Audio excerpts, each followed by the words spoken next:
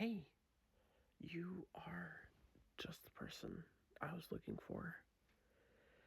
Do you remember the D&D game that I was telling you about that I was playing in? Even more crazy stuff has happened. Yeah, really. Yes, crazier than the time with that peacock. Yes. And the bird apocalypse. Yes, and that betrayal, and that betrayal, and that reunion, whatever you want to call that makeup sort of thing. No, crazier than all of it, yes.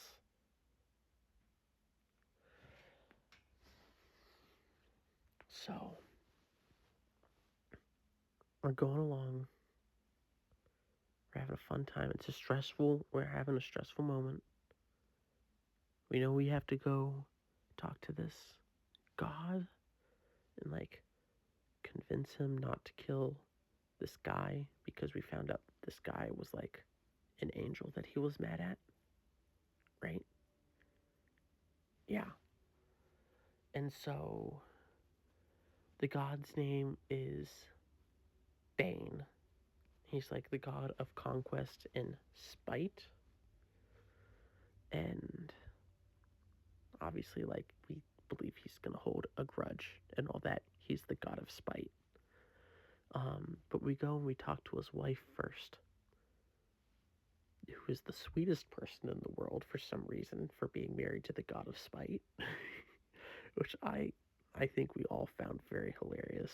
I know I found it incredibly hilarious. But we talk to her first, and then we go and talk to Bane.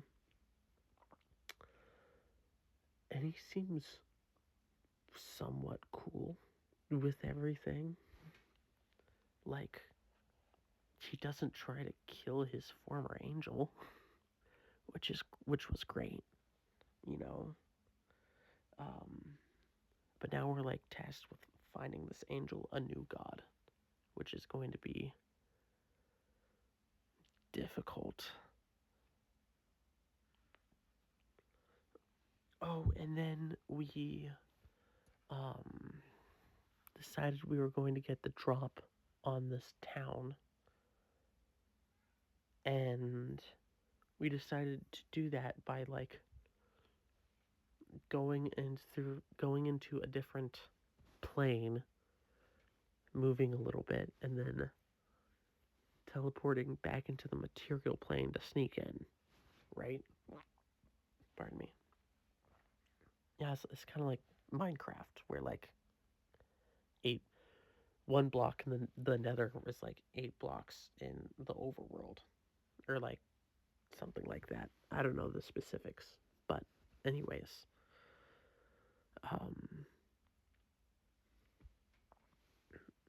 we go and we travel. We load so poorly that we get sent hurling through the plains, and we end up at this jail plane that we're not supposed to get out of. It's absolutely ridiculous. There's a town that was getting raided, and we had to pass ourselves off as soldiers to go help raid other people. And then we had to go trick some other town, and we spent a lot of time riding around on a phoenix, doing tricks off of a phoenix. We had to land a phoenix on a boat. I think I had to land a phoenix on a boat, which was absolutely ridiculous.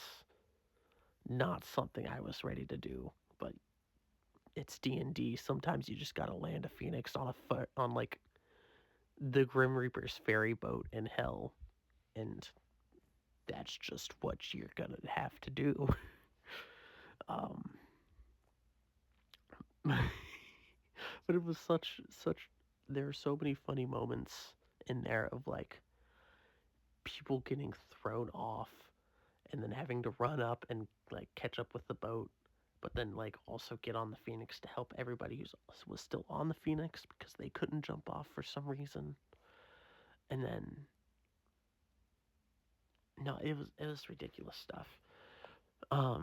If you remember, we had lost that uh, bridle, that magic bridle for the Phoenix that let us control it. So we were just trying to like roll animal handling checks with this Phoenix over and over and over again, trying to convince it that we were chill people for to be riding this Phoenix, and it was hilarious. I think I had cast like some minor illusions to put up barriers at some point to help it fly, but it was crazy. We all ended up on the boat though, and we floated the boat out of the plane. And once we were out of the prison plane, we used our thing to teleport back to the material world. And we got our stuff done. It was pretty great. Um, we had to like take some people hostage, which sucked. It wasn't the best feeling in the world, but it worked out in the end. And this magical plague is still a problem, but all the people that we know are fixed. And so we don't really want to deal with it anymore. At least I don't really want to deal with it anymore. Um, and that was a fun moment. But after that, one of the PCs, one of the other player characters in the game, they got contacted. I forget by who, but they had to go to their hometown that was being like watched 24/7, looking for him and his dad. It was a real like Orwellian experience, 1984, like magical 1984 sort of deal. It was actually pretty crazy. It was pretty funny too. Just to like the abstract idea of it. I got to laugh about it afterwards. In the moment, it was terrifying because we were all like rolling to stay hidden, and there was a giant sphinx roaming the streets at night, and it was a fun city. We ended up leaving off somewhere in that city.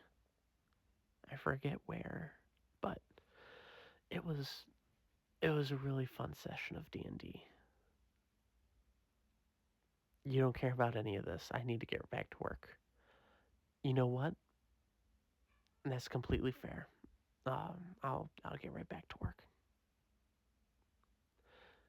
Thank you for listening to this ASMR audio. If you enjoyed it, please give it a like and subscribe to my channel. Thank you.